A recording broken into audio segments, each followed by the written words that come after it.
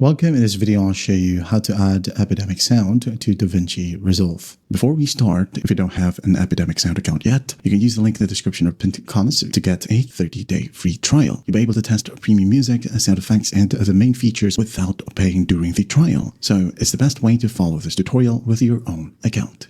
Alright, so first up, go ahead over to the bottom left right here, click on Apps. Now click on DaVinci Resolve Studio. Okay, you can download it for macOS or Windows. Click on an option and wait for it to load, and go ahead and save it wherever you want. Wait for the download process to finish, and once done, click on the installer. You can close the browser if you want to, or you can double click on the installer right here. Okay? Just wait for the installer to open, and then go ahead and select only for me or to anyone who uses your computer.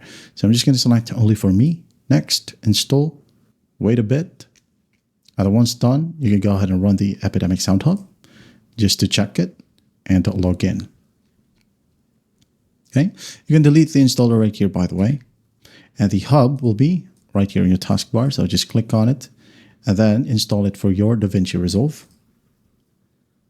Install it, wait for the process to finish, and then once that's done, it says plugin installed. Now, after that, you can now go ahead and open up a DaVinci Resolve. Now, once you're in here, just go ahead over to workspace. Now, click on below scripts, you will have workflow integrations. Okay, just make sure that you use the DaVinci Resolve Studio, because if you're just using the free ones, don't worry, you will still have an option to use Epidemic Sound. Okay, but for those who have the Studio version, you can install the plugin and then click on workflow integrations right here, and then click on Epidemic Sound, and the Epidemic Sound window will pop up. Just go ahead and log into your Epidemic Sound account and use it. Just click on download from the UI. And when you click on download, it will automatically add into your clips and media pool right here.